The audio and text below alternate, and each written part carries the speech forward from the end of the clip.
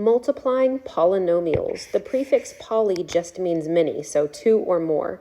We're multiplying together expressions that have two or more terms. So this problem is a binomial times a trinomial. 2 terms times 3 terms. So this first method that we're going to use is called the box method. And because I'm multiplying a bi times a tri, we need to make a 2 by 3 box. It doesn't matter if you make it a vertical box or a horizontal box. Either way is fine. It's all up to you, but for the sake of space, I'm just going to make this horizontal right now. So we're going to have 2 rows for our binomial and 3 columns for our trinomial. So our binomial, 2 terms, is going to go down the left edge. So we have x plus 2. And then our trinomial is going to go across the top. We have a 3x squared minus x plus 4. So the way that we fill in all of these squares or these boxes underneath is you are always going to look up and to the left. Those are what you're multiplying together, just like we did when we were multiplying binomials. So 3x squared times x is going to give us 3x cubed. Next box, and we can multiply in any order, but go up and to the left. So we have our minus x times x is going to give us a minus x squared. 4 times x is going to give us a plus 4x. And I do think it's important that you always place your signs inside the boxes, so when we're combining like terms in a minute, we know what we're doing, adding or subtracting these terms from each other. This box right here, when I go up and to the left, it's 3x squared times 2 gives us our plus 6x squared.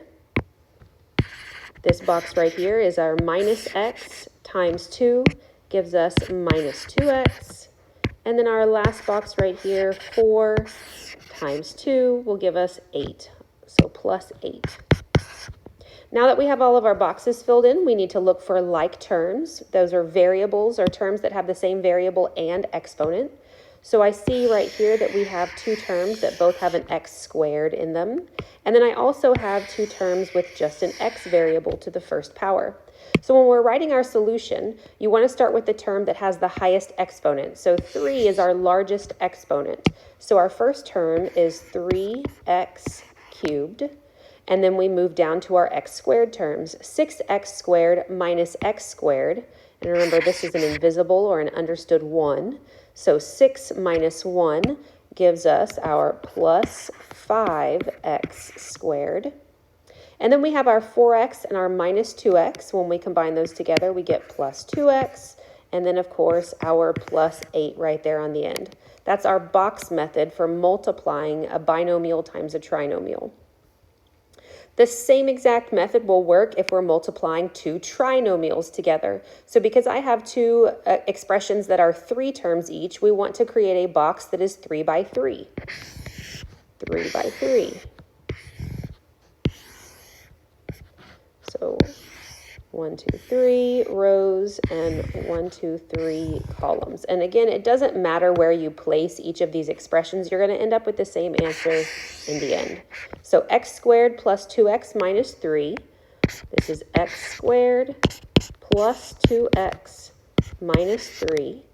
And our second expression is 2x squared minus 4x plus 5.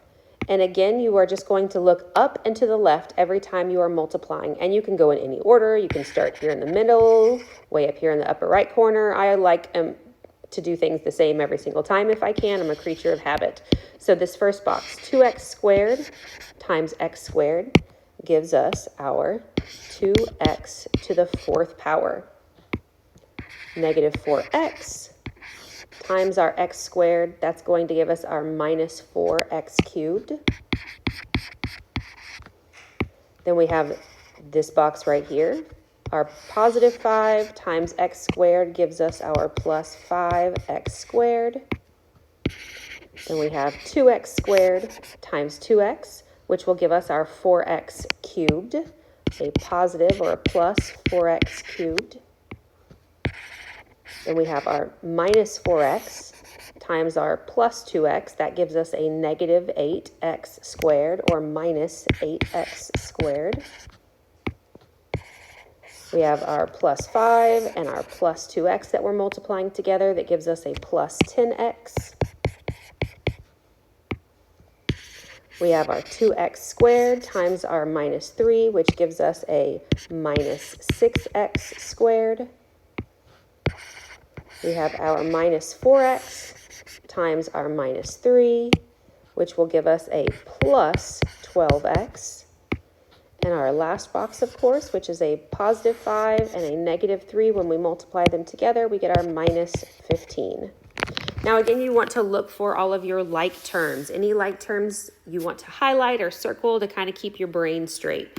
So let's combine our like terms. I see that I have 2x cubed terms. I have 3x squared terms. And I have, again,